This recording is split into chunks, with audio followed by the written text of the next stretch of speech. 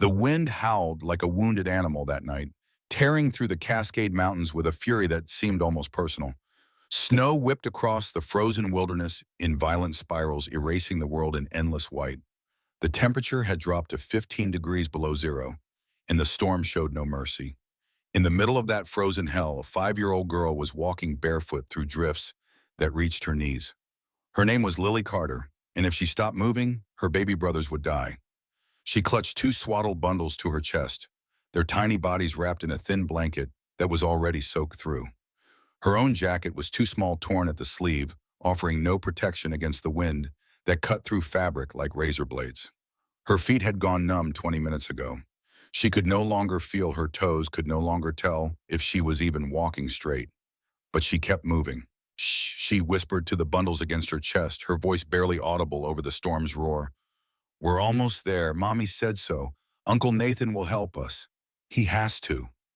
Beneath the blanket, Owen whimpered softly. Ethan had stopped making noise 5 minutes ago, and that terrified Lily more than anything. She pressed her ear against his tiny chest, relief flooding through her when she felt the faint flutter of his heartbeat. Still alive. Both of them still alive. She had to keep them that way. The snow blurred her vision, each flake stinging her eyes like tiny needles. She blinked hard, trying to see through the white curtain that surrounded her on all sides. Somewhere ahead, her mother had said there was a house, a big house made of glass on top of the mountain. A house where her uncle lived, the uncle she had never met. The uncle her mother spoke about in whispers, always with sadness in her voice, always with that look in her eyes that meant the past hurt too much to talk about. Lily stumbled over a hidden branch buried beneath the snow. She twisted her body as she fell, taking the impact on her shoulder and back, protecting Owen and Ethan from hitting the ground. Pain shot through her knee, sharp and hot, but she bit her lip to keep from crying out. The twins were crying now, weak little sounds that barely carried over the wind. "Don't be scared," Lily said, her voice shaking. She struggled back to her feet, her legs trembling so hard she thought they might snap. "Mommy said Uncle Nathan is good. He'll keep us warm. He'll give us food. He'll help Mommy get better." But even as she said the words, Lily remembered the last thing she had seen before running into the storm.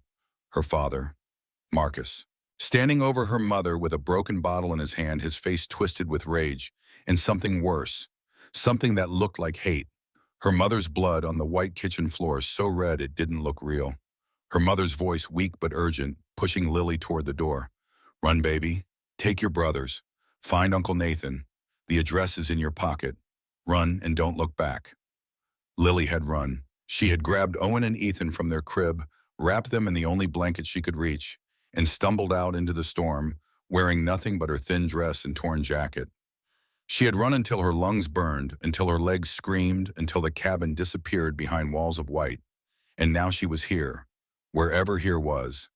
Her hand went to her pocket, fingers numb and clumsy, feeling for the crumpled piece of paper her mother had given her 3 days ago. 3 days ago, when her mother still had the strength to walk before the sickness made her too weak to stand. "If anything happens," her mother had whispered, pressing the paper into Lily's hand, "you take this and you find your Uncle Nathan. He lives far away, but you're a brave girl. You can do it. He'll protect you. I know he will." Lily pulled out the paper, now her frozen fingers barely able to grip it. The ink had smeared from the snow, but she could still make out the words. Dr. Nathan Pierce, Cascades, Mountain Estate, Washington. She didn't know what an estate was, but her mother had said it was a big house, a house with lights, a house that would be visible even in a storm. Lily looked up, squinting through the snow and darkness, and there, like a miracle, she saw it. A flicker of gold in the distance, faint but real. Light. Her heart hammered against her ribs. That had to be it. That had to be the house. She forced her legs to move faster, half running, half staggering through the drifts. The twins had gone quiet again. Too quiet. She couldn't think about that now. She just had to reach the light. The wind grew stronger, pushing against her like a living thing trying to force her back. Her vision started to blur at the edges, darkness creeping in from all sides. She shook her head hard, trying to clear it. Not yet. She couldn't pass out yet. Just a little further. Something slipped from her wrist. She looked down and saw her mother's silver bracelet falling into the snow, the only piece of jewelry her mother owned, the one she never took off. It glinted for just a moment before disappearing into white. Lily dropped to her knees, frantically digging through the snow with one hand while holding the twins with the other. Her fingers closed around the cold metal, and she pulled it free, clutching it tight. On the inside of the bracelet, words were engraved in letters she was just learning to read. Property of Sarah Carter, 2018. I'll keep it safe, Mommy, Lily whispered. I promise. She struggled back to her feet and kept walking. The light was closer now. She could make out a shape behind it. Iron gates, a long driveway winding upward, and at the top a massive structure that seemed to glow from within, all glass walls and golden light. Uncle Nathan's house. Lily reached the gates and pushed through, her small body barely able to move the heavy iron. The driveway stretched ahead like a mountain itself, covered in snow, endless. She started climbing. One step, another, another. Halfway up, her vision tilted sideways. Everything went gray. She pressed her cheek against the twins' heads, feeling their warmth. Still warm, still alive. Please, she whispered to no one and everyone. Just a little more. Her foot caught on something. She pitched forward, falling hard on the steps. This time she couldn't protect the twins completely. Owen started crying, a thin wail that cut through the storm. Ethan remained silent. Lily lay there for a moment, every part of her screaming to just close her eyes and rest. Just for a minute, just to catch her breath. But Owen was crying. Owen needed her. Ethan needed her. She crawled forward on her hands and knees, dragging herself and the twins up the steps. The front door loomed above her, massive and wooden, with glass panels on either side that showed the warm interior beyond. So close. So impossibly close. Lily reached up and knocked. Her hand made almost no sound against the heavy wood.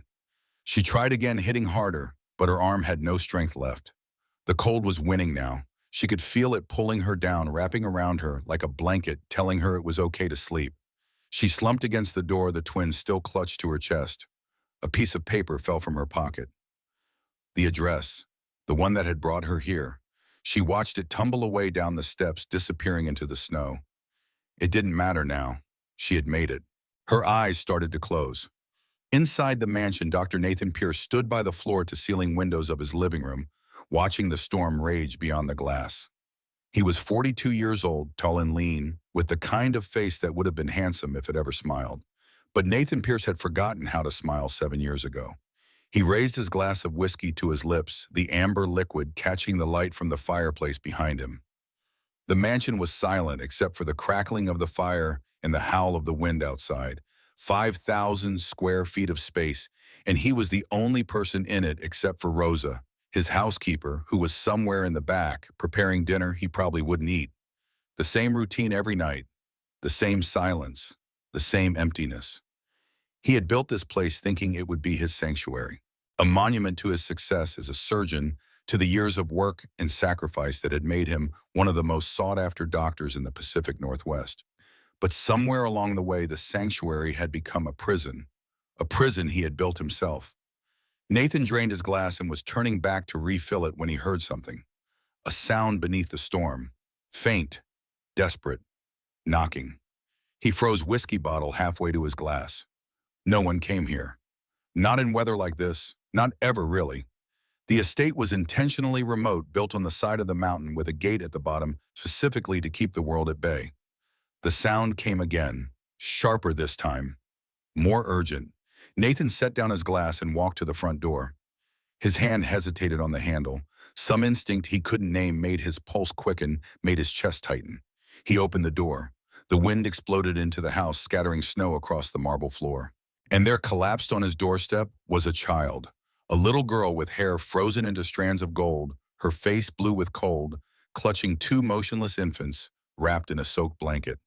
For a moment, Nathan couldn't breathe. His medical training, years of handling emergencies in operating rooms, all of it vanished in the face of this impossible sight. Then instinct took over. "Rosa!" he shouted, his voice cracking with urgency. "Call emergency services now!" He dropped to his knees, gathering the children into his arms. They were so cold, too cold. The little girl's skin felt like ice beneath his fingers. The infants weren't crying, weren't moving. Rosa appeared from the kitchen, her eyes going wide with shock. Dios mío, they're babies. Call, Nathan barked. He lifted the children and carried them inside, kicking the door shut behind him. His mind was racing now, cataloging symptoms, calculating odds. Severe hypothermia, possible frostbite. The infants had been exposed longer. They were at greater risk. He laid them on the couch nearest the fireplace, his hands moving with practiced efficiency despite the panic thundering in his chest. He pressed two fingers to the first infant's neck, feeling for a pulse. There. Faint, but there. The second infant. Same. Weak, but present. The little girl stirred, her eyelids fluttering. Get blankets, Nathan ordered Rosa, who was already moving. Warm, not hot, and milk. We need to get their core temperature up slowly. He stripped off his own coat and wrapped it around the little girl, checking her extremities. Her feet were in bad shape, the skin pale and waxy.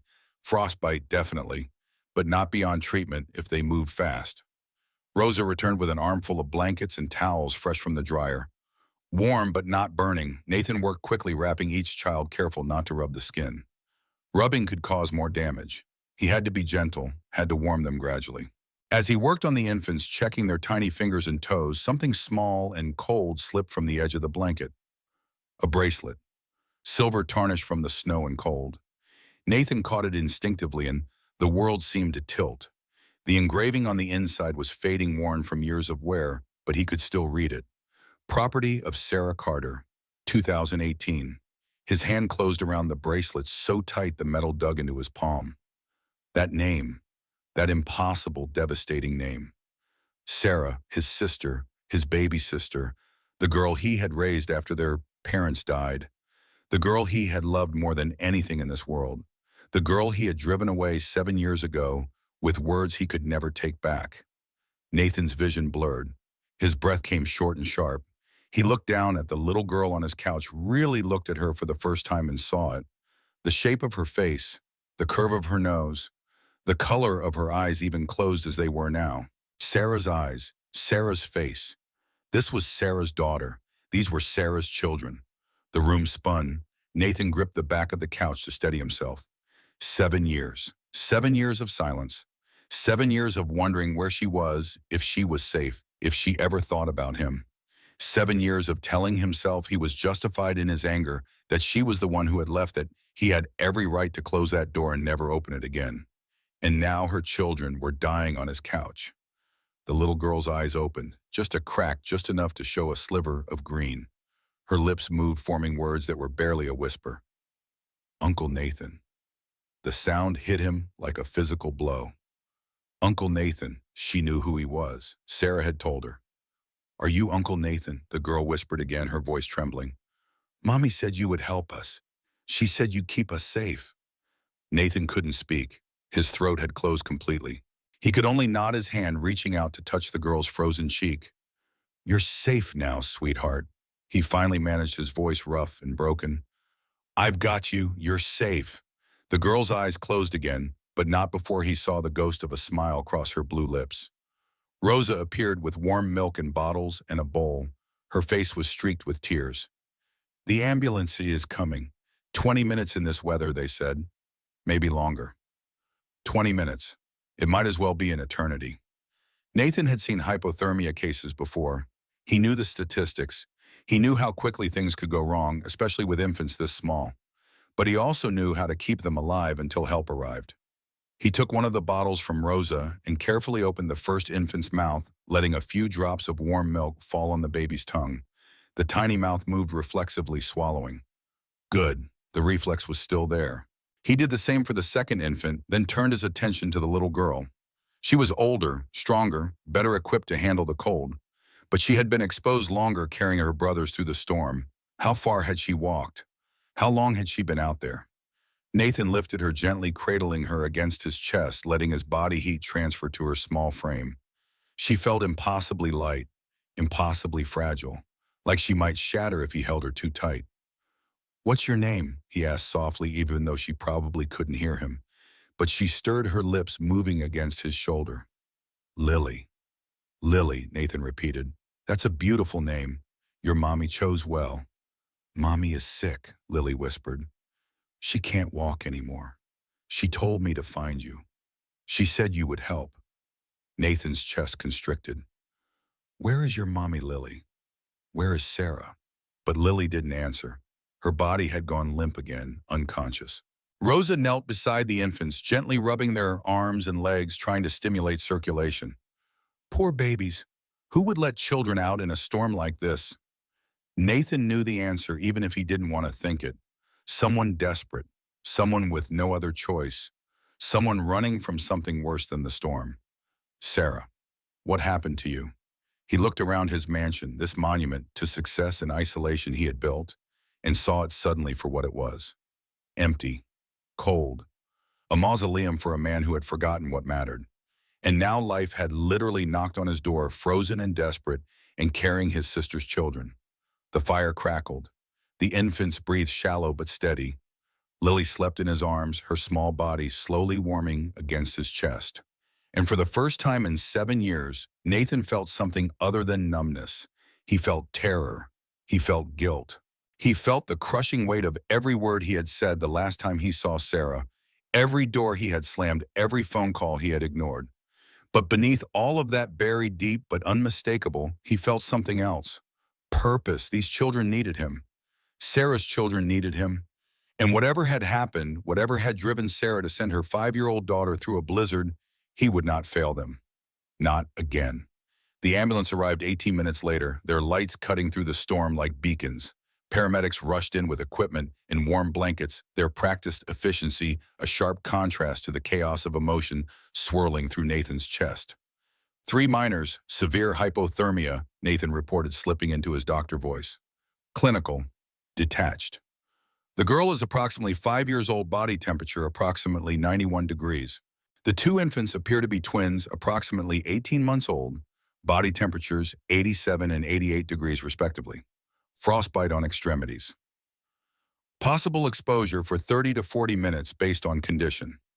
The lead paramedic, a woman in her 40s with kind eyes, nodded as she examined Lily. You probably saved their lives getting them warm this fast. Good instincts. Nathan said nothing. Instincts had nothing to do with it. These were his family. His blood. They loaded the children onto stretchers, moving with practiced speed. The lead paramedic turned to Nathan. You coming with us? Yes. There was no question. He grabbed his coat from where it still lay over Lily and followed them out into the storm. Rosa appeared with his keys. I'll lock up. You go. Bring them back safe. Nathan looked at his housekeeper, this woman who had worked for him for 5 years, who had seen him at his worst, his most isolated. Rosa, those children.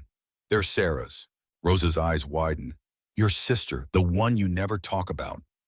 Nathan nodded, his throat tight. Rosa crossed herself and pressed his keys into his hand. Then you bring them all back safe, your sister too, and you tell her she's welcome in this house, always. Nathan drove behind the ambulance, his hands gripping the wheel so tight his knuckles went white. The storm raged around him, but he barely noticed. His mind was spinning backward, tumbling through memories he had locked away for 7 years. Sarah at 5 years old, the day their parents brought her home from the hospital. Nathan, 16 years old and resentful of the attention she was getting until she wrapped her tiny hand around his finger and looked up at him with those green eyes. In that moment, he had loved her more than he thought possible. Sarah at 12, running through these same mountains before the mansion existed, when their parents were still alive, and the family came here to camp every summer. She had been fearless then, climbing trees Nathan was afraid to attempt, jumping into icy streams without hesitation. Sarah at 19, standing in the foyer of his newly built mansion crying. Their parents had been dead for 3 years. Nathan had raised her, put her through school, given her everything he could, and she had fallen in love with a man Nathan knew was wrong for her. Marcus Kane, 28 years old, charming smile, empty promises. Nathan had done his research. Gambling debts, a history of violence with a previous girlfriend, the kind of man who knew how to hide his true nature until it was too late. Nathan had forbidden Sarah from seeing him. She had defied him.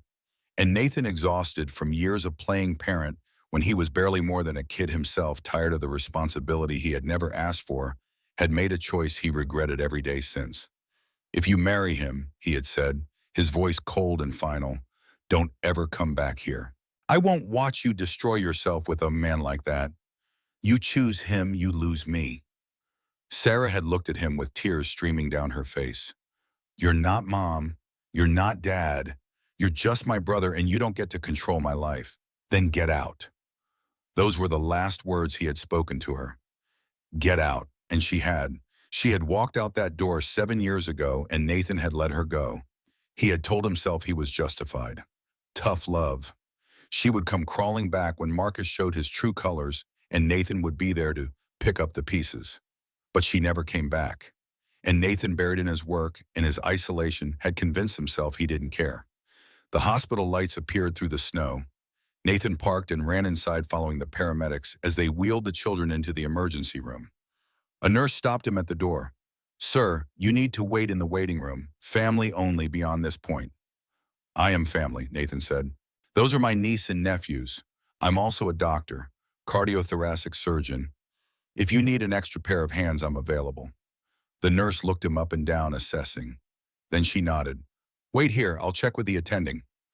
Nathan stood in the hallway, his wet coat dripping on the linoleum floor, and realized he was shaking.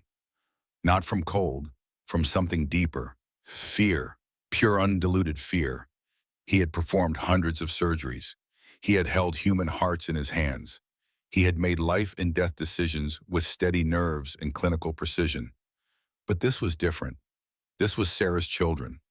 This was his failure to protect his own family, his own blood coming home to roost in the most devastating way possible. The nurse returned. The attending says you can observe, but no touching. They're stable for now, but we need to monitor them closely for the next few hours. Nathan nodded and followed her through the doors into the organized chaos of the emergency room. They had placed the 3 children in the same bay separated by curtains, warm blankets, IV fluids, heart monitors beeping steadily. All 3 were unconscious, but their vitals were improving, body temperatures rising slowly, heart rate strengthening. Nathan sank into a chair beside Lily's bed and finally allowed himself to breathe. They were alive. That was what mattered. They were alive and they were safe, and whatever came next, he would face it. But first he needed to find Sarah. Hours passed. The storm outside began to ease. Nathan sat vigil beside the children, watching the monitors, listening to the steady beep of their heartbeats. When the sun finally rose pale and weak through the snow clouds, Lily opened her eyes. She blinked slowly, disoriented, her gaze sweeping across the hospital room. Then she saw Nathan and her face crumpled. Uncle Nathan, she whispered, fresh tears spilling down her cheeks. I did it. I found you. Nathan moved to her bedside, taking her small hand in his. You did, sweetheart. You were so brave, so incredibly brave. Oh, and Ethan. Her voice was panicked now. Are they okay? They're right here, Nathan assured her, pulling back the curtain so she could see her brothers sleeping peacefully in the next beds. They're going to be fine. You saved them, Lily. You saved your brothers. Lily's shoulders shook with silent sobs. Mommy, I had to leave, Mommy. Daddy was hurting her. There was so much blood. Nathan's blood ran cold. Lily, I need you to tell me where your mommy is. Can you do that for me? But Lily was crying too hard to speak. A nurse hurried over with a mild sedative, something to help her rest. As the medication took effect, Lily's grip on Nathan's hand loosened. Mommy said you'd help, she murmured, her eyes closing. She said you'd forgive her.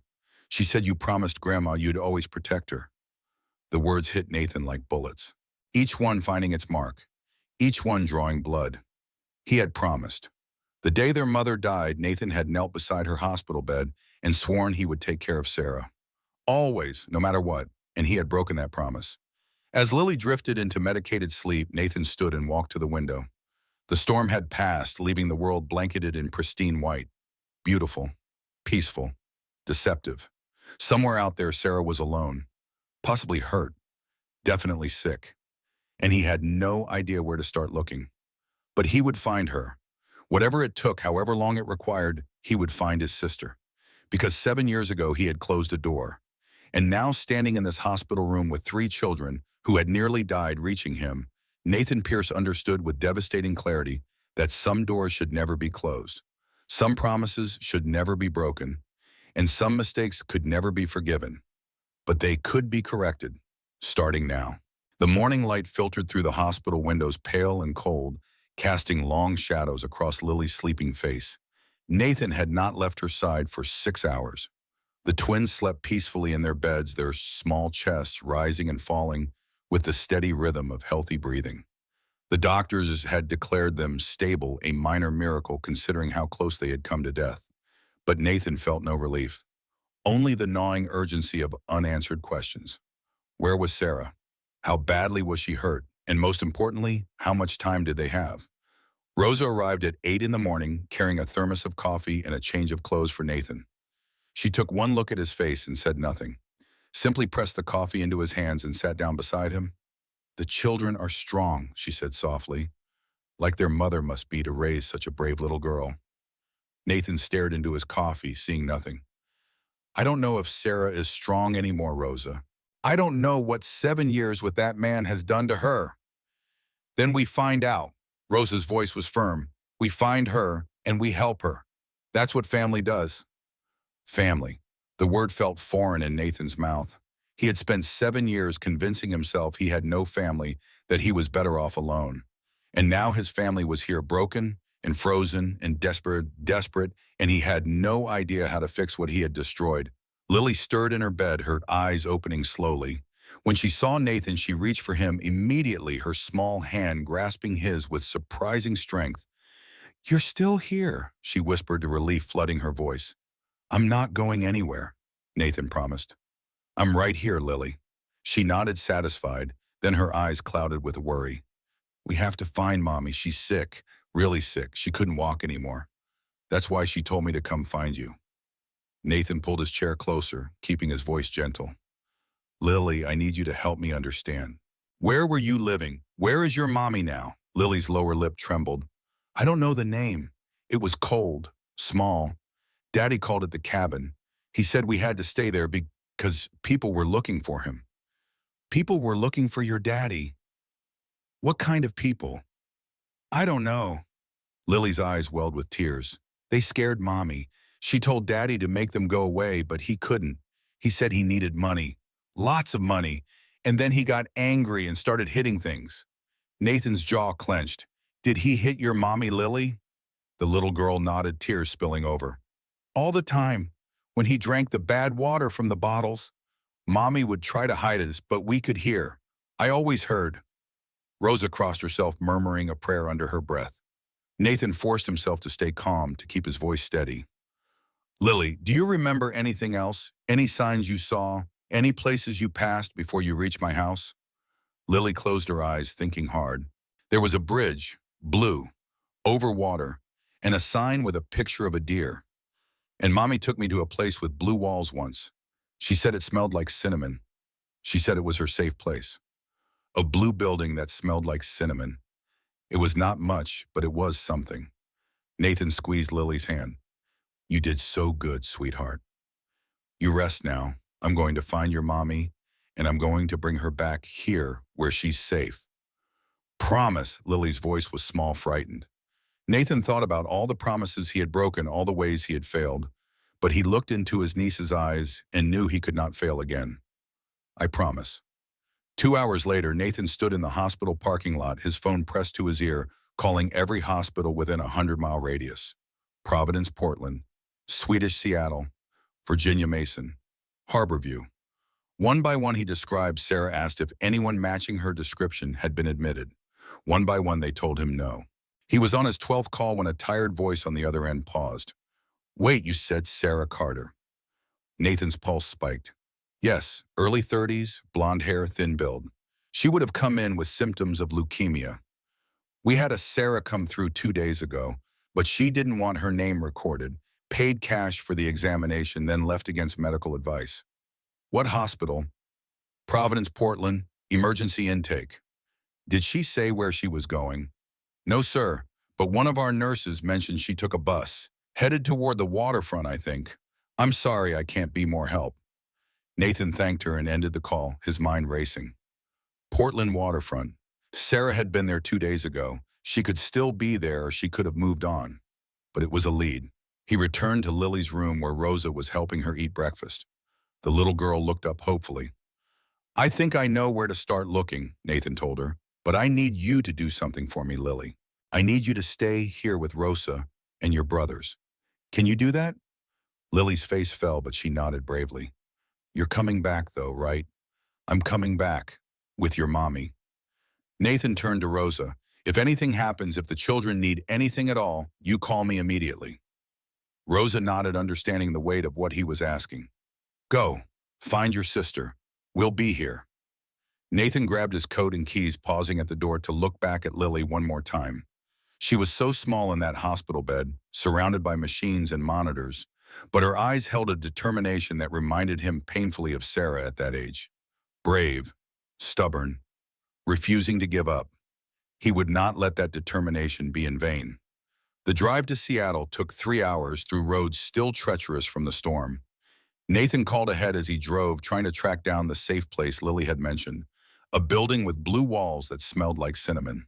It took 17 calls before he found it. Blue Haven Cafe, a small coffee shop on the waterfront near Pike Place Market. The owner, a woman named Linda, remembered Sarah immediately. Oh yes, the thin blonde woman. She came in about 3 weeks ago. Poor thing looked exhausted. She sat by the window for hours just staring at the water. Nathan's hands tightened on the steering wheel. Did she say anything? Did she mention where she was staying? She asked if we were hiring. I told her we weren't, but I gave her some pastries to take with her. She had this look in her eyes, like she was barely holding on. Did you see which direction she went? Down toward the harbor. There's some cheap motels down there. Might want to check those. Nathan thanked her and drove faster. The Seattle waterfront stretched before him, a maze of piers and warehouses and rundown buildings. He started with the motels, showing Sarah's picture to every clerk, every manager, every person who might have seen her. Most shook their heads. A few looked at the picture, longer uncertain. One finally nodded. Yeah, I seen her 3 weeks back. She stayed here 2 nights, paid cash. Left before her time was up, though. Didn't say where she was going. Did she seem hurt? Sick? The clerk, a tired-looking man in his 50s, nodded slowly. She could barely walk. Had to hold on to the walls to make it to her room. I asked if she needed a doctor, but she said no. Said she couldn't afford it. Nathan felt something crack inside his chest. Sarah had been here alone and sick, too proud or too scared to ask for help. While he sat in his mansion of glass, drinking expensive whiskey and wallowing in his isolation. Did anyone come looking for her? The clerk's face darkened. Yeah, a guy, angry, mean-looking, banged on her door yelling. We had to call the cops to get him to leave. Marcus, it had to be. Did the police take him in? Nah, he left before they arrived. But the woman Sarah she checked out that same night looked terrified. Another dead end, but Nathan was getting closer. He could feel it. He continued his search, moving from building to building, showing Sarah's picture, asking questions. As the sun began to set, casting long shadows across the water, he finally caught a break. A social worker named Grace Wilson at Seattle Community Services recognized Sarah's photo immediately. I remember her, Grace said, her voice soft with concern. She came to us about 5 months ago, brought 3 small children with her.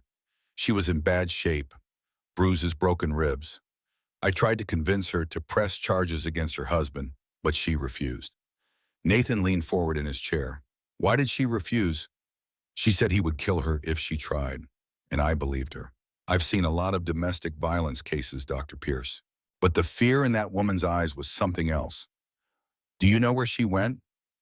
Grace hesitated, then pulled out a file. She gave me an address for emergency contact purposes, but when I tried to follow up 2 weeks later, she was gone. The landlord said she left in the middle of the night, no forwarding address.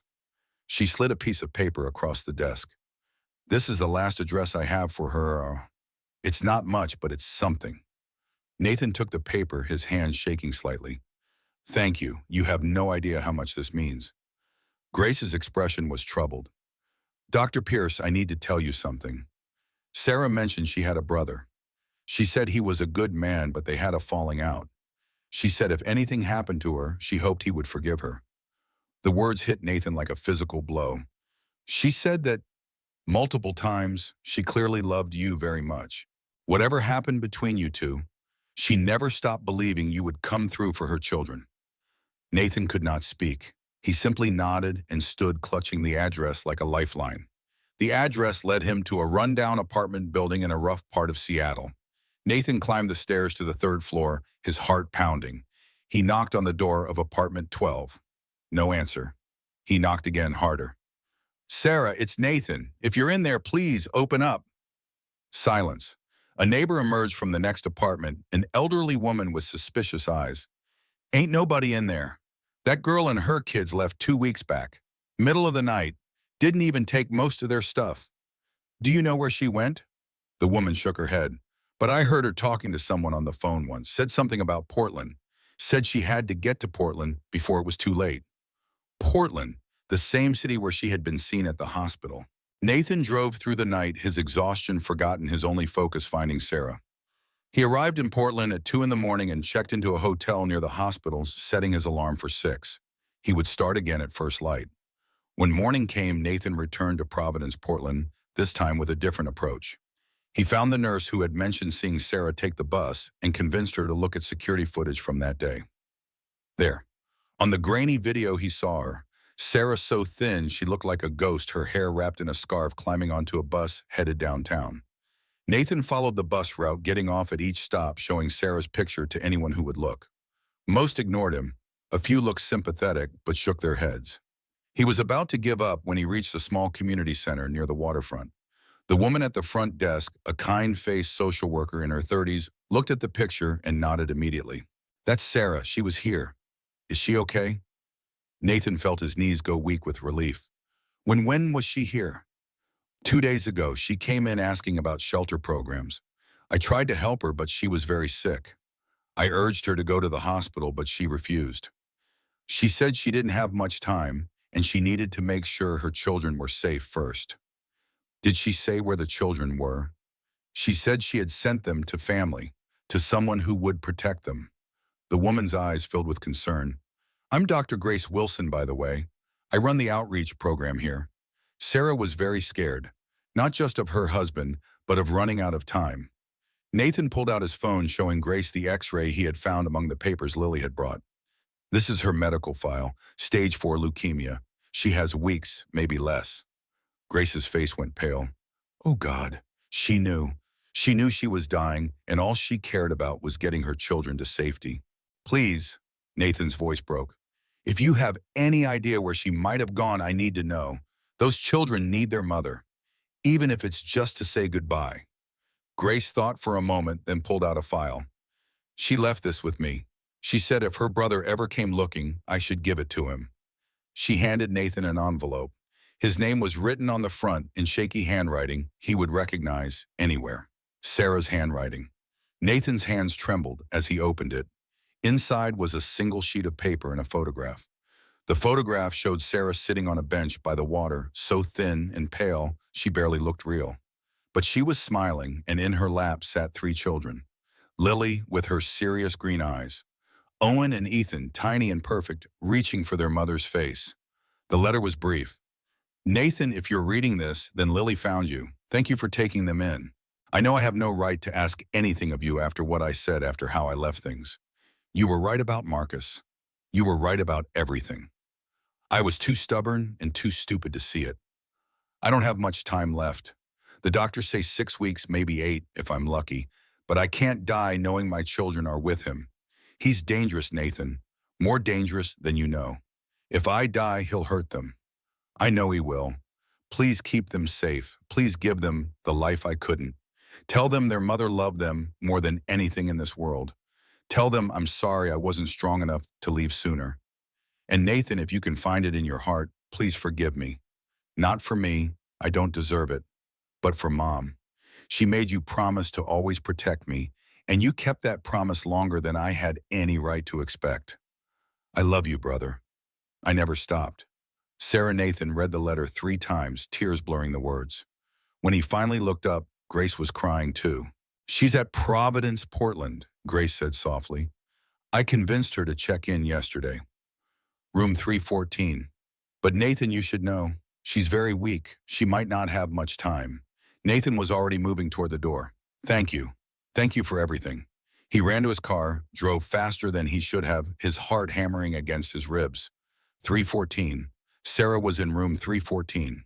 After 7 years of silence, 7 years of regret, his sister was 3 floors away. He burst through the hospital entrance, ignoring the protests of the front desk staff taking the stairs two at a time. Third floor, down the hall, room 314. Nathan stood outside the door, his hand on the handle, and found he could not move. Fear paralyzed him, fear of what he would see, fear of how much she had changed, fear that she would not forgive him. But more than fear, he felt grief. Grief for the years lost, for the words unsaid, for the brother he should have been and was not. He opened the door. The room was dim, curtains drawn against the morning light. And there in the bed by the window lay Sarah. She was so thin. Her cheekbones stood out sharply against pale skin. Her hair, once thick and golden, was sparse and dull. An IV line ran into her arm, and monitors beeped softly beside the bed. But when she opened her eyes and saw him, she smiled. That same smile from childhood, the one that had always made Nathan want to protect her from everything in the world. Nathan, she whispered, her voice barely audible. You came. Nathan crossed the room in 3 strides and dropped to his knees beside her bed. Sarah. God, Sarah, I'm so sorry. I'm so sorry for everything. Don't. She lifted one thin hand to touch his face. Don't apologize. You were right. About Marcus. About everything. I should have been there. I should have protected you. You are protecting me. You're protecting my children. That's all that matters. Nathan gripped her hand, terrified by how fragile it felt. The children are safe. They're at the hospital in Cascades. Lily saved them. Sarah, she walked through a blizzard to bring her brothers to me. She's the bravest person I've ever met. Sarah's eyes filled with tears. She's like you, stubborn, determined. She doesn't know how to give up. She's like you, too. She has your eyes, your smile. They sat in silence for a moment, years of pain and regret hanging between them. Finally, Sarah spoke. Nathan, I need to tell you about Marcus. He's not just violent. He's desperate.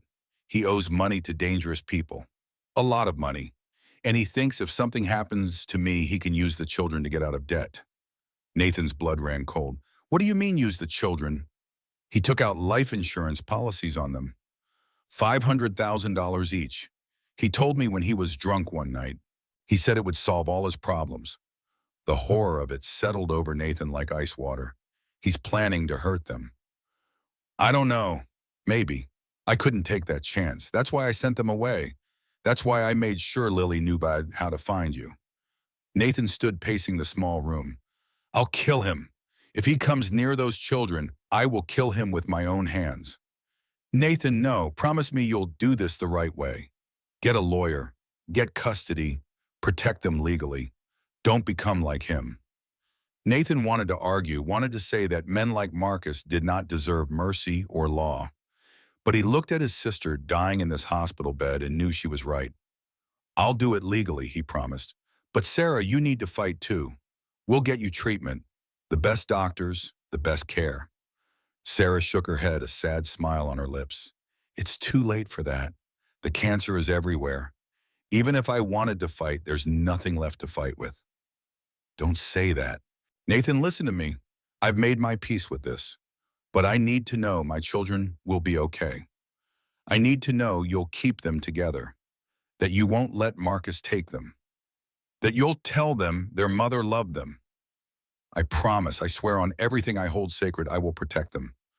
And one more thing, Sarah's grip on his hand tightened. Don't let them grow up alone like we did. We lost our parents and we only had each other, and then we lost each other too. Don't let that happen to them. Nathan could not speak through the tears choking his throat. He could only nod. The door burst open. Nathan turned, ready to tell whoever it was to get out, and froze. Marcus Kane stood in the doorway, 35 years old, with the kind of rough good looks that hid cruelty well. His clothes were rumpled, his eyes bloodshot. He reeked of alcohol and rage. So this is where you've been hiding, Marcus said, his voice dangerously quiet. And look, you brought Big Brother to protect you. How touching. Nathan stepped between Marcus and Sarah's bed. Get out, now. Marcus laughed a harsh sound. Those are my kids, Nathan. My wife. You don't get to take them from me. Your wife is dying because of you. Your children almost froze to death running from you. You have no rights here. I have every right. I'm their father. You're a monster, Nathan said, his voice cold as winter. And if you take one step closer to that bed, I will make sure you never walk again. They faced each other, two men separated by 7 years of history, neither of them fully understood. Sarah watched from her bed, too weak to intervene, tears streaming down her face. Marcus took a step forward. Nathan moved fast, using his larger size and surgical precision to pin Marcus against the wall. I said get out. You can't keep them from me forever, Marcus hissed. I'll get a lawyer. I'll fight you in court. They're my blood. Any blood means nothing. You proved that when you raised your hand to a woman who loved you, when you terrified children who should have been able to trust you. Hospital security arrived, summoned by nurses who had heard the commotion. They pulled Marcus away, his threats and curses echoing down the hallway as they escorted him out. Nathan returned to Sarah's side, his hands shaking with adrenaline and rage. He's not getting near you or the children again. I promise you that. Sarah nodded weakly. I'm tired, Nathan.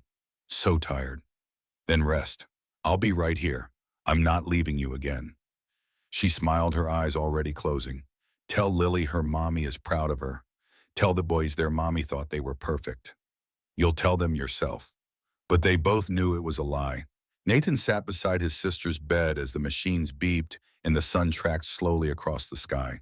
He held her hand and told her stories about the children, about how brave Lily had been, about how Owen had cried when he warmed up because it meant he was alive, about how Ethan had smiled in his sleep. He told her about their childhood, about memories he had locked away for years, the camping trips, the snowball fights, the way she used to follow him everywhere, her big brother, her hero. He apologized for failing her, for letting pride and anger drive her away, for not being the man their mother had asked him to be. And Sarah, drifting in and out of consciousness, squeezed his hand weakly and whispered that she forgave him, that she had always forgiven him, that the only thing she regretted was not coming home sooner. As evening fell and the room grew dark, Nathan felt his sister's grip on his hand loosen, her breathing changed, becoming shallow and peaceful. Sarah, he whispered, her eyes opened one last time, clear and green and full of love. Take care of them, Nathan. They're the best thing I ever did. I will, I promise. She smiled, and then she was gone. Nathan sat with her long after the monitors flat-lined, long after the nurses came and gently tried to pull him away. He sat with her because for 7 years he had not been there, and this was the last time he could. When he finally stood and walked out of that hospital room, Nathan Pierce was a different man than the one who had entered. The isolation that had defined him, the walls he had built around his heart, they cracked and fell away. He had work to do, children to protect, promises to keep, and somewhere in the city, a dangerous man who would not stop until he got what he wanted. But Nathan was done running from responsibility, done hiding behind success and solitude. His sister had given her life to protect her children. The least he could do was honor that sacrifice. The least he could do was finally become the man he should have been 7 years ago. The man who would not fail his family again. The rain fell in sheets the morning of Sarah's funeral, as if the sky itself mourned her passing. Nathan stood beside the grave on the hillside overlooking the lake, the same lake where Sarah had learned to swim when she was 6 years old. Rosa held an umbrella over his head, but he barely noticed. The cold water running down his face mixed with tears he no longer tried to hide. Lily knitted beside him in a black dress Rosa had bought, holding both her brother's hands. She had not cried since Nathan told her the news 3 days ago. She had simply nodded, her face going very still, and asked if she could see her mother one last time. Nathan had taken her to the hospital. He had lifted her onto Sarah's bed and let her curl up beside her mother's body, whispering goodbyes that broke his heart to witness. When Lily finally climbed down, she had turned to Nathan and said something that would haunt him forever. It's okay, Uncle Nathan. Mommy is not hurting anymore, and she knows we're safe now. 5 years old and already carrying the weight of understanding that most adults never achieved. The service was small. Grace Wilson came, the social worker who had helped Sarah in her final days. Linda from the Blue Haven Cafe brought flowers. A few neighbors from the apartment building where Sarah had briefly stayed. People who had seen her suffering and tried to help in small ways. Marcus did not come. Nathan was grateful for that. He did not trust himself to remain civilized if that man showed his face. The pastor spoke words about faith and peace and eternal rest. Nathan heard none of it. He was thinking about a promise he had made to his mother 20 years ago, standing beside a different grave. A promise to protect Sarah always. He had failed once. He would not fail again. When the service ended and people began to drift away, Nathan knelt beside Lily. Your mommy wanted me to give you something. She wrote letters for each of you to read when you were older, but she asked me to read you part of yours now. He pulled out the envelope Sarah had prepared, his hands steady despite the emotion threatening to overwhelm him. He read Sarah's words aloud, her voice speaking through him to the daughter who had saved her brother's lives. My sweet Lily, by the time you read this, I will be gone. But I need you to know that every moment I had with you was a gift. You were so brave, so strong, so much more than any mother could ask for. You saved your brothers when I could not. You found your uncle when I was too afraid to reach out. You did what I should have done years ago. You chose love over pride. Be kind to Uncle Nathan. He seems hard on the outside, but inside he has the biggest heart I ever knew. He will take care of you and your brothers. He will give you the life I could not. Trust him, Lily. Love him. Because I know he already loves you more than words can say. Tell Owen and Ethan that their mommy thought they were perfect. Tell them I sang to them every night even when I was too sick to stand. Tell them the lullaby I taught you and they will remember my voice and yours. And Lily, my brave girl, remember this. Family is not about being perfect. It is about showing up when it matters most. Your uncle showed up for you, now you show up for your brothers. That is how we survive. That is how we heal. I love you forever and always. Mommy, Lily's face crumpled. She finally cried deep sobs that shook her small frame. Nathan gathered her into his arms and let her weep, his own tears falling into her hair. Owen and Ethan, too young to understand death, but old enough to sense grief, began to cry as well. Rosa took them gently, murmuring soothing words in Spanish, rocking them against her chest. When Lily's sobs finally quieted, she looked up at Nathan with red, swollen eyes. Will you really take care of us forever? Forever, Nathan promised. You're my family now. Nothing will ever change that. What about Daddy? Will he try to take us away? Nathan's jaw tightened. I won't let that happen. I promise you, Lily. I will keep you safe. But even as he spoke the words, Nathan knew the fight was just beginning. Marcus had been silent for 3 days, but silence from a man like that was never a good sign. It meant he was planning something. Nathan was right to worry. 2 days after the funeral, a courier arrived at the mansion with legal documents. Marcus was suing for custody of all 3 children. His lawyer, a man named Robert Ashford, with a reputation for winning ugly cases, had filed an emergency petition claiming Nathan had illegally taken the children and was not fit to be their guardian. Nathan read the documents in his study, fury building with each word. Marcus was claiming he was a devoted father, that Sarah had been mentally unstable due to her illness, that she had made irrational decisions in her final days. He was painting Nathan as an opportunistic relative who had taken advantage of a dying woman. It was all lies, but lies presented well in court could win cases. Nathan called his own lawyer immediately. Jennifer Martinez was 45 years old, a shark in the courtroom who specialized in family law and child protection. She arrived at the mansion that same afternoon, her briefcase full of files and her expression grim. I've dealt with Robert Ashford before, she said, spreading documents across Nathan's dining table. He's good. He knows how to manipulate judges, how to make abusers look like victims. We need to be prepared for a fight. What do we have? Nathan asked. Jennifer began laying out their case. Medical records showing Sarah's injuries from domestic violence. Statements from Grace Wilson about Sarah's fear of Marcus. The testimony from hospital staff about Marcus's threatening behavior. And most importantly, Lily's eyewitness account of the abuse she had witnessed. The problem, Jennifer said carefully, is that Lily is 5 years old. Her testimony will carry weight, but Ashford will argue she's been coached or traumatized into saying things that aren't true. We need more. What about the life insurance policies Marcus took out on the children? Jennifer's eyes sharpened. Tell me more about that. Nathan relayed what Sarah had told him. Marcus had taken out policies worth $500,000 each on all 3 children. Sarah had discovered this when she found documents hidden in their apartment. "Do you have proof of this?" Jennifer asked. "No, Sarah mentioned it, but I don't have the actual policies." "Then we need to find them. If we can prove Marcus took out large life insurance policies on children he was abusing, that paints a very dark picture. It suggests intent. Intent to do what neither of them needed to say aloud." Jennifer spent the next week building their case. She interviewed neighbors from the apartment where Sarah and Marcus had lived. She obtained medical records from every hospital Sarah had visited. She compiled evidence of Marcus's gambling debts, his history of violence, his pattern of lies. But finding the insurance policies proved difficult. Marcus had hidden them well, and without Sarah's testimony, they had only hearsay. Jennifer hired a private investigator named David Chen, a former detective who specialized in financial crimes. "Give me a week," David said. "If those policies exist, I'll find them." Meanwhile, Nathan focused on the children.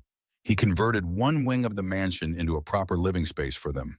A nursery for the twins with soft carpets and toys and cribs that played lullabies. A bedroom for Lily with bookshelves and a window seat where she could watch the lake. Rosa helped him shop for clothes and supplies, patiently teaching him the basics of childcare he had never needed to know. How to prepare bottles, how to change diapers, how to read the different cries that meant hungry versus tired versus scared. Lily watched all of this with solemn eyes. She helped where she could, showing Nathan how her mother used to do things, correcting him gently when he made mistakes. She was patient with his fumbling understanding in a way that made Nathan's heart ache. One evening, as Nathan was tucking Lily into bed, she touched his hand and asked, "Uncle Nathan, do you know how to braid hair?" Nathan looked at her long blonde hair tangled from a day of playing outside. "No, sweetheart, I don't. Mommy used to braid my hair every night. She said it helped me sleep better." Nathan sat on the edge of her bed, feeling inadequate and overwhelmed. "I can learn. Will you teach me?" Lily nodded and pulled out a brush. For the next 30 minutes, she patiently instructed Nathan on how to section hair, how to weave the strands, how to secure it with a band. His first attempts were clumsy and uneven, but Lily smiled anyway. "It's pretty, Uncle Nathan, thank you." As Nathan turned off her light and closed the door, he heard her whisper to herself, "Mommy, Uncle Nathan is trying really hard. I think you were right about him." Nathan leaned against the wall in the hallway and wept. The custody hearing was scheduled for 3 weeks after Sarah's death. Jennifer warned Nathan it would be difficult, that he needed to stay calm, no matter what Ashford said, no matter what lies Marcus told. Nathan promised he would try. The courtroom was smaller than he expected, less dramatic than what he had seen on television. The judge, Margaret Howell, was a woman in her late 50s with sharp eyes and a reputation for fairness. "That was good," Jennifer said. Judge Howell would not be swayed by charm or theatrics. She cared about facts and the best interests of the children. Marcus arrived with Robert Ashford, looking nothing like the drunk, violent man Nathan had confronted at the hospital. He wore a suit, his hair neatly combed, his expression carefully constructed to show concern and fatherly worry. He looked, Nathan thought, bitterly like a man wronged. The hearing began with opening statements. Ashford spoke first, painting Marcus as a devoted father whose children had been stolen from him while he was grieving his wife. He described Nathan as a wealthy man with no experience raising children, a bachelor who lived alone in a mansion and had no business taking on 3 young kids. "My client loves his children," Ashford said smoothly. "He wants nothing more than to bring them home where they belong. Dr. Pierce, while undoubtedly well-meaning, is not their father. He has no legal claim to these children. He is keeping them from their surviving parent out of some misguided sense of duty to his estranged sister." Jennifer stood for the rebuttal. She was calm, measured, devastating. "Your Honor, Marcus Kane is not a devoted father. He is an abuser who terrorized his wife for years. He drove Sarah Carter to such desperation that she sent her 5-year-old daughter through a blizzard rather than leave her children in his care. We have medical records proving domestic violence. We have witness testimony. We have statements from Sarah herself made before her death explicitly stating she feared for her children's safety. She laid out the evidence piece by piece. Photos of Sarah's injuries, hospital records documenting broken bones and bruises, statements from Grace Wilson describing Sarah's terror, the testimony of neighbors who had heard screaming and violence. Dr. Pierce is not trying to steal these children," Jennifer continued. "He is trying to protect them as their mother begged him to do. He is honoring the dying wish of a woman who knew her children would not be safe with their father. Judge Howell listened to both sides, her expression unreadable. Then she called for witness testimony. Grace Wilson took the stand first. She described her interactions with Sarah, the bruises she had seen, the fear in Sarah's eyes when she spoke about Marcus. She told the court about the broken ribs, the time Sarah had fled in the middle of the night, the way she flinched at sudden movements. Ashford cross-examined her aggressively, trying to suggest Sarah had been unstable, that her accusations were exaggerated or fabricated. But Grace held firm. "I have been a social worker for 15 years, she said steadily. "I know the difference between someone who is mentally ill and someone who is being abused. Sarah Carter was being abused. There is no doubt in my mind." Next came the neighbors. A woman named Maria testified that she had called the police twice because of the violence she heard from Marcus in Sarah's apartment. A man named Thomas said he had seen Marcus drag Sarah by her hair across the parking lot. "I wanted to intervene," Thomas said, his voice thick with regret, "but my wife said it was not our business. I will regret that for the rest of my life." Ashford tried to discredit them, suggesting they were misremembering or exaggerating. But their testimony was consistent, detailed, damning. Then Jennifer called Nathan to the stand. Nathan had never been so nervous in his life.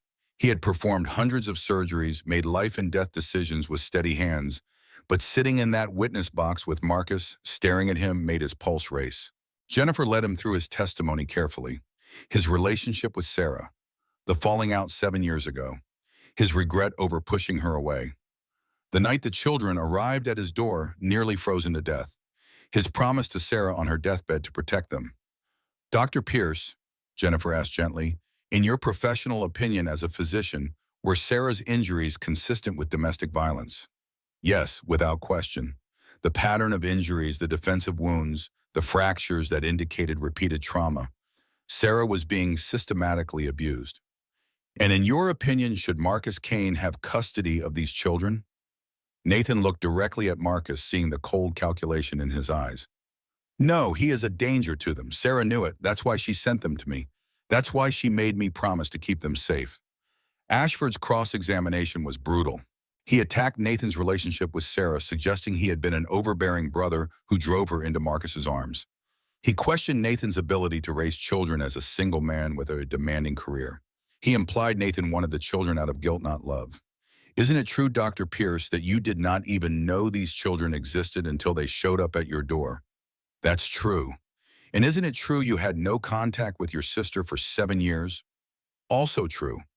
"So how can you claim to know what's best for these children when you did not even know them weeks ago?" Nathan kept his voice steady. "I know what's best because their mother told me.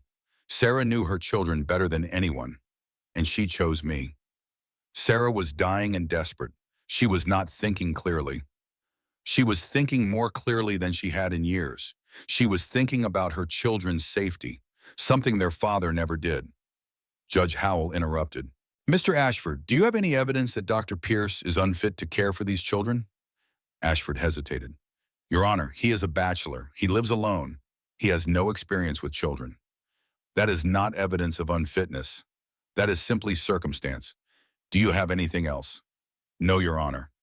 "Then let's move on. I believe the final witness is the child, Lily Carter." The courtroom went silent. Nathan's stomach dropped. They had discussed this possibility, but he had hoped it would not come to it. Lily was so young. She had been through so much already. But Jennifer had explained it clearly. Lily's testimony could make or break the case. If she could tell the judge what she had seen, what she had experienced, it would be impossible to deny Marcus's violence. Lily entered the courtroom holding Rose's hand. She wore a simple blue dress, and her hair was braided the way Nathan had learned to do it. She looked impossibly small, climbing into the witness box, her feet dangling above the floor. Judge Howell's expression softened. She leaned forward, her voice gentle. "Hello, Lily. Do you know why you're here today?" Lily nodded. "To talk about my daddy and Uncle Nathan." "That's right, and I need you to tell me the truth about what you remember, okay? Even if it's hard to talk about." Lily nodded again, her hands clasped tightly in her lap. Jennifer approached, slowly keeping her distance so as not to intimidate the little girl. "Lily, can you tell the judge about your mommy and daddy? What was it like at home?" Lily's voice was soft but clear. Daddy got angry a lot. When he drank from the bottles, the ones that smelled bad, he would yell at Mommy. Did he do anything else besides yell? Lily's eyes filled with tears. He hit her. A lot. Mommy would try to hide it, but I saw the bruises. And sometimes I heard her crying at night when she thought I was sleeping. Were you scared of your daddy, Lily? Yes, he never hit me, but I was scared he would hit Owen and Ethan. That's why Mommy made me take them away. Jennifer showed Lily a photograph. Do you remember this night, Lily? The night you walked through the snow to find Uncle Nathan? Lily looked at the photo, which showed the mansion covered in snow, the path Lily had walked barely visible. Yes, Daddy was really angry that night. He broke a bottle and Mommy was bleeding. She told me to run and take the babies. She said Uncle Nathan would help us. Were you scared? I was so scared, but I was more scared of what Daddy would do to Owen and Ethan. Jennifer nodded, her own eyes damp. One more question, Lily. Where do you want to live, with your daddy or with Uncle Nathan? Lily did not hesitate. With Uncle Nathan. He's nice to us. He reads me stories. He learned how to braid my hair even though he didn't know how. He takes care of Owen and Ethan. And he promised Mommy he would keep us safe. I believe him. Ashford stood for cross-examination. Nathan tensed, ready to intervene if the lawyer said anything cruel. But Judge Howell held up her hand. Mr. Ashford, I will allow you to ask questions, but I warn you now. This child is 5 years old and she has been through trauma. If you attempt to bully or intimidate her, I will hold you in contempt. Am I clear? Ashford nodded stiffly. He approached Lily carefully, his voice artificially gentle. Lily, do you love your daddy? Lily thought about this. I used to, but then he hurt Mommy too many times, and he scared me. Did Uncle Nathan tell you to say that? No, Uncle Nathan said I should tell the truth, and the truth is Daddy was mean. But you only met Uncle Nathan a few weeks ago. How do you know he'll really take care of you? Lily's voice was firm, much older than her years. Because he promised Mommy, and Mommy said Uncle Nathan always keeps his promises. Ashford had no response to that. He returned to his seat, and Lily was allowed to step down. As she passed Nathan, she reached for his hand. He took it, squeezing gently. Judge Howell reviewed her notes for what felt like hours. Finally, she looked up. I have heard testimony from multiple witnesses. I have reviewed the medical evidence. I have listened to Lily Carter describe her experiences in her own words. And I have a decision to make regarding the best interests of 3 young children. The courtroom was utterly silent. Marcus Kane, I find your behavior toward your wife and children to be reprehensible. The evidence of domestic violence is overwhelming. Your attempts to paint yourself as a devoted father are contradicted by every witness who has spoken here today. Your own daughter is terrified of you. That alone speaks volumes. Marcus started to stand, but Ashford pulled him back down. Dr. Nathan Pierce, you have taken on a tremendous responsibility. You had no obligation to these children, yet you have opened your home and your heart to them. You have honored your sister's dying wishes. And most importantly, these children feel safe with you. Judge Howell's voice rang out clear and final. Therefore, I am awarding temporary guardianship of Lily Owen and Ethan Carter to Dr. Nathan Pierce for a period of 90 days. During this time, Marcus Kane is not to have any contact with the children. No phone calls, no visits, no attempts to reach them in any way. Violation of this order will result in immediate arrest. Furthermore, I am ordering a full investigation into Mr. Kane's finances and background. If the allegations about life insurance policies and gambling debts are true, this court will pursue criminal charges. She banged her gavel. This hearing is concluded. Marcus exploded. He lunged across the courtroom toward Nathan, his face twisted with rage. Those are my children. You can't take them from me. Bailiffs grabbed him, forcing him back. You'll regret this, Marcus screamed as they dragged him toward the door. I'll make you pay, all of you. Judge Howell's voice cut through the chaos. Mr. Kane, you are now in contempt of court. 30 days in jail. Bailiffs remove him. Marcus's threats echoed down the hallway as they took him away. Nathan sat frozen, barely able to process what had just happened. Jennifer touched his arm. We won, Nathan. You have the children. For 90 days. It's a start. We'll use that time to build an even stronger case. By the time those 90 days are up, we'll have permanent guardianship. I promise you that. Nathan looked at Lily, who was watching him with those solemn green eyes. Did we win? She asked quietly. Yes, sweetheart. We won. You get to stay with me. Lily smiled a real smile that lit up her entire face. Good, because I like living with you, Uncle Nathan. You make me feel safe. Those words, spoken by a 5-year-old who had seen more violence and fear than any child should ever witness, meant more to Nathan than any success he had achieved in his 42 years of life. The next 90 days became the most challenging and rewarding period of Nathan's life. He reduced his work hours to almost nothing, taking only the most critical emergency surgeries and declining all elective procedures. His partners at the hospital were understanding, though, concerned about his sudden shift in priorities. You're walking away from your career, one colleague said over coffee, for 3 kids who aren't even yours. Nathan had simply smiled. They are mine, in every way that matters. The mansion transformed. Rosa helped him create schedules and routine. Lily started kindergarten at the local elementary school, a bright, modern building with kind teachers who understood she needed extra patience and care. Nathan drove her there every morning, watching her walk through the doors with her small backpack, always turning to wave goodbye. The twins required constant attention. Owen was the louder of the two, quick to cry when hungry or tired, but just as quick to laugh when Nathan made funny faces. Ethan was quieter, more observant, watching everything with serious brown eyes that reminded Nathan painfully of Sarah. Nathan learned to function on 4 hours of sleep. He learned that bottle-feeding twins required a special kind of coordination. He learned that baby food came in an overwhelming variety of flavors and that toddlers had very strong opinions about what they would or would not eat. Rosa became indispensable. She cooked meals the children loved, taught Lily songs in Spanish, and somehow managed to keep the mansion running despite the chaos of 3 small children. She also became something unexpected. A grandmother figure, warm and patient, filling a role Nathan had not even realized the children needed. But it was not all smooth. There were hard nights when Owen and Ethan cried for hours inconsolable and Nathan had no idea why. There were mornings when Lily woke up screaming from nightmares about her father and Nathan held her until dawn, whispering that she was safe. And there were moments when Nathan questioned everything. When he looked at the exhaustion in his own reflection and wondered if he was doing the right thing. If these children deserved someone better, someone who actually knew what they were doing. It was during one of these moments, 3 weeks into the 90 days, that something happened that changed everything. Nathan was in his study late at night reviewing medical journals. He no longer had time to read properly when his phone rang. The number was blocked. Hello. Heavy breathing on the other end. Then a voice Nathan recognized immediately. You think you won, Anne? Marcus said, his words slurred with alcohol. You think a piece of paper from some judge makes them yours. Nathan's blood went cold. How did you get this number? I have friends, I have ways, and I'm coming for my kids, Nathan. The second I get out of here, I'm coming for them. You're violating the restraining order by calling me. Marcus laughed a harsh sound. Prove it. This phone's untraceable. But here's what you need to understand. Those kids are worth money to me.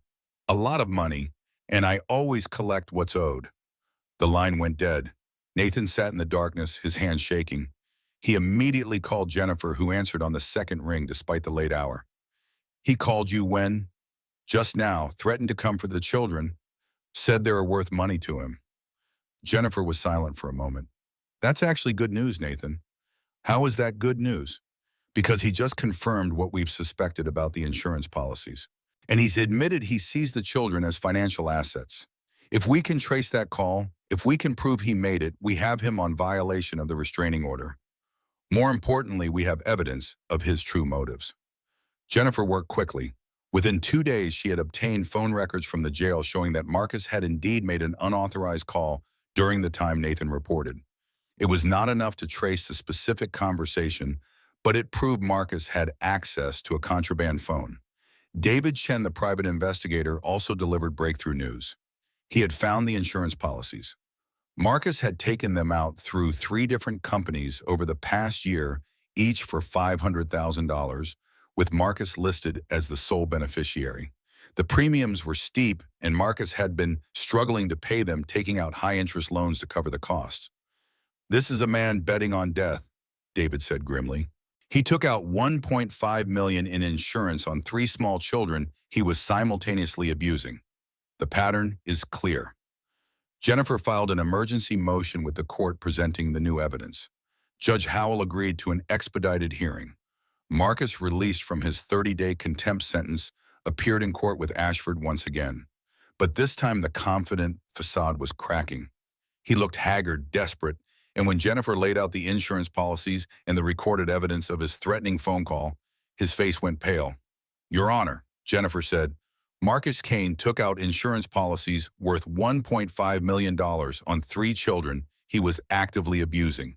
He then contacted Dr. Pierce in direct violation of your restraining order to threaten him and to specifically reference the children's monetary value. This is not a father seeking custody. This is a predator seeking profit." Ashford tried to argue that the policies were simply financial planning, that Marcus's call was misunderstood. But Judge Howell was not buying it. "Mr. Kane," she said, her voice icy, "I have now seen enough evidence to convince me beyond any doubt that you are a danger to these children. The insurance policies alone paint a disturbing picture. Combined with your history of violence, your violation of my restraining order, and your own daughter's testimony about her fear of you, I am making my final ruling." She looked at Nathan. "Dr. Pierce, I am granting you permanent legal guardianship of Lily Owen and Ethan Carter, effective immediately. Mr. Kane's parental rights are hereby terminated." Marcus stood, his face twisted with rage. "You can't do this. They're my blood." "Sit down, Mr. Kane, or I will have you removed again. I'll appeal. I'll fight this. You may certainly try, but I am also referring this case to the district attorney's office for criminal investigation. Taking out large life insurance policies on children you are abusing suggests possible intent to harm. That Mr. Kane is attempted murder." 2 bailiffs moved toward Marcus as the reality of his situation sank in. He looked at Nathan with pure hatred. "This isn't over," he said quietly. But it was. Nathan felt it in his bones. It was over. As Marcus was led away, Nathan turned to find Lily standing in the back of the courtroom with Rosa. She had insisted on coming, had wanted to see the judge make her decision. When Lily saw Nathan's face, she ran to him. He scooped her up, holding her tight. "Is it over?" she whispered. "Can we stay with you forever?" "Forever," Nathan promised. "You're mine now, all of you, forever." The following weeks brought more news. The district attorney's office, after reviewing the evidence, charged Marcus with multiple counts of domestic violence fraud related to the insurance policies and attempted endangerment of minors. The evidence was overwhelming. Marcus, facing decades in prison, took a plea deal. 5 years for the assault charges, with the stipulation that he would have no contact with the children upon release, and his parental rights would remain permanently terminated. Nathan felt no satisfaction in Marcus's punishment, only relief that the threat was finally truly over. The mansion settled into its new normal. Lily thrived in kindergarten, making friends and bringing home artwork that Nathan displayed with pride. She had nightmares less frequently now, and when she did, Nathan was always there. Owen and Ethan grew stronger every day. They learned to walk properly, to speak in simple sentences, to laugh and play with the pure joy of toddlers who finally felt safe. Nathan taught them to splash in the bathtub, to stack blocks, to chase bubbles in the garden. Rosa taught all 3 children to cook simple things. Lily could now make scrambled eggs with supervision. Owen and Ethan mostly just made messes, but they were happy messes. And Nathan learned something he had never expected. He learned that exhaustion could coexist with joy, that chaos could be beautiful. That family was not about perfection or preparation, but about showing up every single day and choosing love even when it was hard. One evening, about 2 months into the permanent guardianship, Lily found Nathan in his study. He was looking at photographs of Sarah, old pictures from before everything went wrong. Lily climbed into his lap without asking, studying the photos with him. "Mommy was pretty," she said softly. "She was beautiful, inside and out. Do you think she can see us? See us from heaven?" Nathan had never been particularly religious, but looking at this little girl who had saved her brother's lives, he found he believed. "Yes, I think she can, and I think she's proud of you." Lily was quiet for a moment. Then she said something that changed everything. "Uncle Nathan, can I ask you something?" "Anything, sweetheart?" "Can I call you Daddy instead of Uncle Nathan?" Nathan's breath caught. Lily, I'm not your daddy. Your mommy was my sister. That makes me your uncle. I know, but you do all the things a daddy does. You take care of us. You read us stories. You make sure we're safe.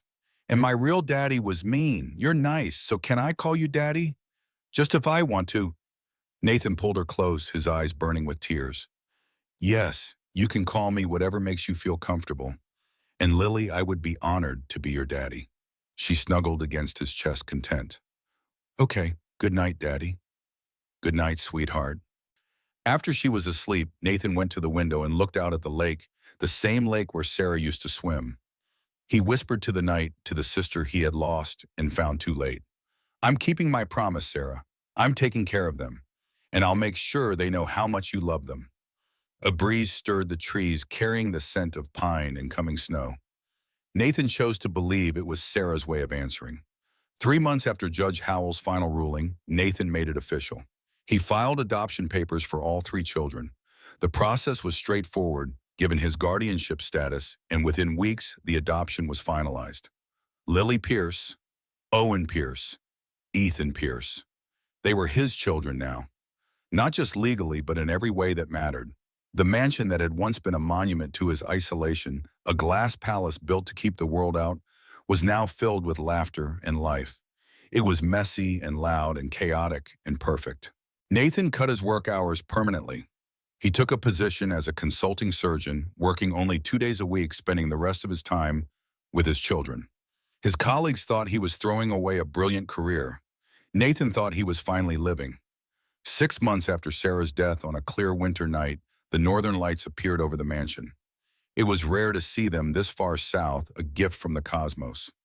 Nathan bundled all 3 children in warm coats and took them outside to watch. The sky danced with ribbons of green and violet colors that seemed impossible against the darkness. Lily stood beside him, holding his hand. Owen and Ethan, now 24 months old, and steady on their feet, pointed at the sky in wonder. Pretty lights, Owen said, his voice filled with awe. Very pretty, Nathan agreed. Ethan, usually the quieter twin, grabbed Nathan's other hand. Mama, he asked, pointing up. Nathan knelt so he was eye level with all 3 children. Yes, buddy, I think that's your mama. She's saying hello. She's telling us she's okay and she loves you very much. Lily tugged his hand. Daddy, is mommy happy up there? Nathan looked at his daughter, this brave little girl who had walked through a blizzard and saved her brothers, who had testified in court and faced down her fears, who called him daddy now and trusted him completely. I think your mommy is very happy, he said, because she knows you're safe. She knows you're loved, and she knows her biggest wish came true. She wanted you to have a family who would never let you go, and now you do. Lily smiled, the first completely carefree smile Nathan had seen on her face since that terrible night in the snow. Hi, Mommy, she called to the sky. We're okay. Daddy is taking really good care of us. Owen and Ethan are getting so big, and I'm doing good in school. You don't have to worry anymore. Nathan wrapped his arms around all 3 children, holding them close as the lights danced overhead. The aurora painted the snow in shades of green and violet and silver, turning the world into something magical. In that moment, standing with Sarah's children under a sky full of light, Nathan finally understood what his mother had meant when she asked him to protect his sister. She had not meant just physical protection. She had meant this: family, love, showing up even when it was hard, even when you had failed before, even when you did not know if you could succeed. Your mommy loved you so much, he told the children. Every single day she fought to keep you safe. And now it's my turn. I promise you I will love you just as much, every single day for the rest of my life. Lily looked up at him, her green eyes reflecting the aurora. We love you too, Daddy. Forever and always. Owen and Ethan, not fully understanding but feeling the emotion, wrapped their small arms around Nathan's legs. Love, Daddy? Owen said. Ethan nodded solemnly.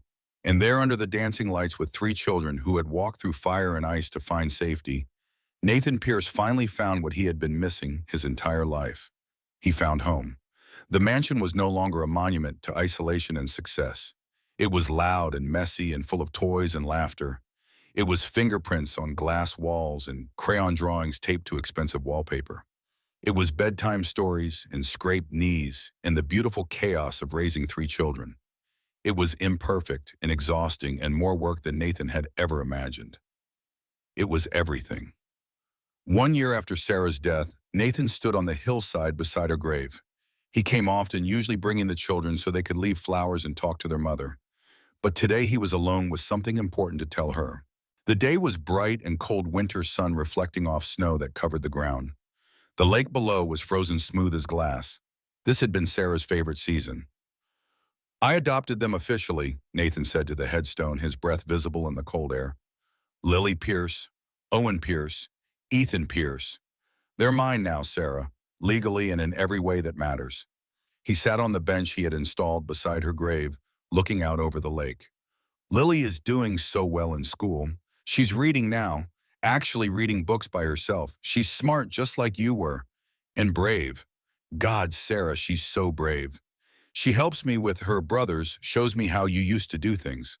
Sometimes when she talks, I hear you. Same phrases, same expressions. A cardinal landed on a nearby branch, bright red against white snow. Sarah had always loved cardinals. Owen and Ethan are typical 2-year-olds. Into everything, making messes, driving me crazy in the best possible way. Owen is the loud one, always singing, always laughing. Ethan is quieter, more thoughtful. But they're both happy, Sarah. They're so happy. Nathan's voice grew thick with emotion. I set up the foundation like you wanted.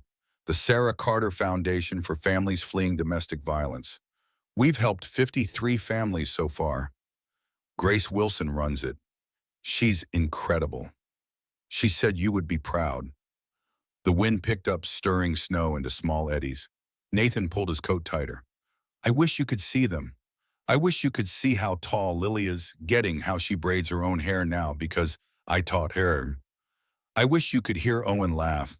I wish you could see the way Ethan looks at picture books, so serious and focused. You would love who they're becoming. He paused, tears freezing on his cheeks. I'm trying to be the man you believed I could be.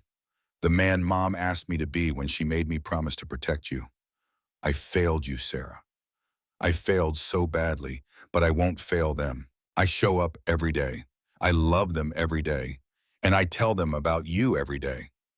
They know their mother was a hero who saved them. They know you love them more than life itself. Lily still has your bracelet. She keeps it in a special box by her bed.